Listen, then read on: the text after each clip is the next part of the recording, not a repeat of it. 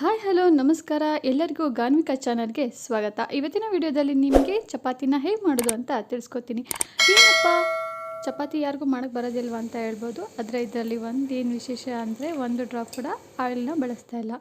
ಹೇಗೆ ಮಾಡೋದು ಅಂತ ನೋಡೋಣ ಬನ್ನಿ. ಮೊದಲಿಗೆ ನಾನಿಲ್ಲಿ ಒಂದು 200 ml ಅಷ್ಟು ನೀರನ್ನ ಹಾಕ್ಕೊಂಡು ರುಚಿಗೆ ಎಷ್ಟು ಬೇಕೋ ಅಷ್ಟು ಉಪ್ಪು ಹಾಕ್ಕೊಂಡಿದ್ದೀನಿ. ಇದರಲ್ಲಿ ಅರ್ಧ kg ಚಪಾತಿ ಹಿಟ್ಟನ್ನು ಹಾಕಿ ಕಲಿಸ್ತಾ ಇದ್ದೀನಿ. ನೋಡಿ, ಕಲಿಸ್ತಾ ಇರೋ ಮೆಥಡ್ನ ಗಮನ ಇಟ್ಟು ನೋಡ್ಕೊಳ್ಳಿ. ಇದೇ ರೀತಿ ಕಲಿಸಿದ್ರೆ ನಿಮಗೆ ತುಂಬಾ ಸಾಫ್ಟಾಗಿ ಮೃದುವಾಗಿ ಬರುತ್ತೆ.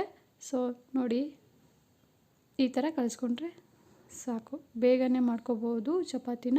ಹಾಗೆ ವಿತೌಟ್ ಆಯಿಲ್ನ ಬಳಸಿ ಡ್ರೈ ಚಪಾತಿ ತಿನ್ನೋದು ಕೂಡ ಆರೋಗ್ಯಕ್ಕೂ ಕೂಡ ತುಂಬ ಮುಖ್ಯ. ಮಕ್ಕಳಿಗೂ ಕೂಡ ಎಣ್ಣೆ ಹಾಕಿ ಕೊಡಬೇಡಿ. ನೀವು ಕೂಡ ಅಷ್ಟೇ ಹಾಗೇ ಚಪಾತಿ ಡ್ರೈ ಚಪಾತಿ ತಿನ್ನೋದನ್ನ ಅಭ್ಯಾಸ ಮಾಡ್ಕೋಬೋದು. ಯಾಕೆಂದರೆ ಡ್ರೈ ಚಪಾತಿ ತುಂಬ ಸಾಫ್ಟಾಗಿ ಮಾಡಿದ್ರೆ ನಮಗೆ ಎಣ್ಣೆ ಅವಶ್ಯಕತೆ ಇರೋದಿಲ್ಲಲ್ಲ. ಇದಾಗಿದೆ ಆಲ್ಮೋಸ್ಟ್. ಈ ಥರನೇ ಹಿಟ್ಟನ್ನು ಕಲಸಾದ್ಮೇಲೆ ಒಂದು 10 ನಿಮಿಷಗಳ ಕಾಲ ಮುಚ್ಚಿಟ್ಟು ಆಮೇಲೆ ಅದನ್ನು ಒತ್ಕೊಳ್ಳೋಣ.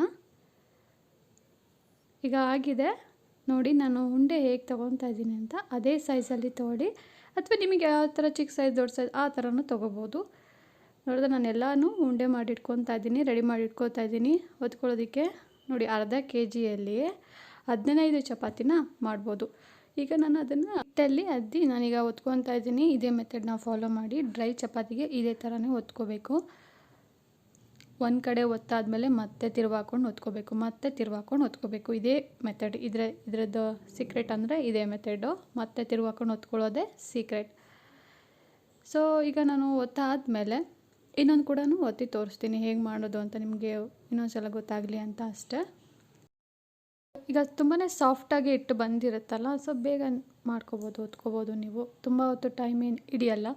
ಸೊ ನೀವು ಕಲಿಸ್ಬೇಕಾದ್ರೇ ತುಂಬ ಚೆನ್ನಾಗಿ ಕಲಿಸ್ಕೊಟ್ಕೊಂಡ್ರೆ ನಿಮಗೆ ಬೇಗ ಮಾಡ್ಕೋಬೋದು.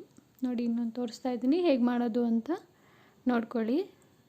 ಸಿಂಪಲ್ಲಾಗಿ ಮಾಡ್ಕೋಬೋದು.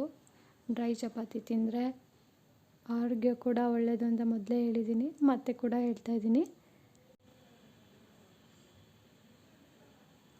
ಈಗ ನಾನು ಇದೇ ಥರ ಎಲ್ಲನೂ ಒತ್ತಿಟ್ಕೊಂಡಿದ್ದೀನಿ.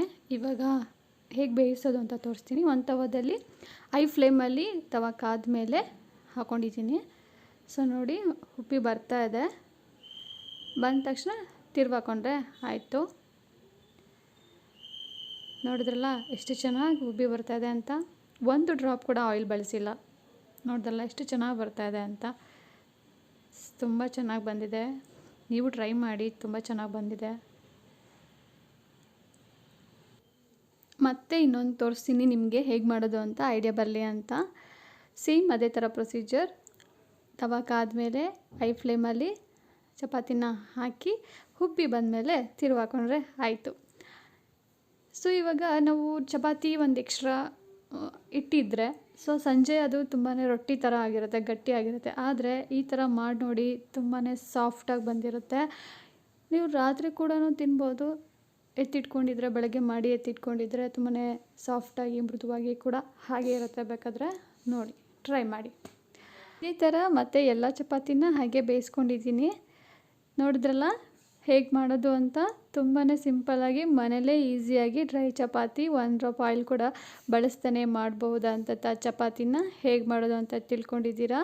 ಸೊ ನಿಮಗೆ ಈ ರೆಸಿಪಿ ಇಷ್ಟ ಆಗಿದ್ರೆ ಲೈಕ್ ಮಾಡಿ, ಶೇರ್ ಮಾಡಿ, ಕಮೆಂಟ್ ಮಾಡಿ, ಸಬ್ಸ್ಕ್ರೈಬ್ ಆಗಿ ನಮ್ಮ ಚಾನಲ್ಗೆ. ಮತ್ತೆ ಸಿಗೋಣ ನೆಕ್ಸ್ಟ್ ರೆಸಿಪಿ.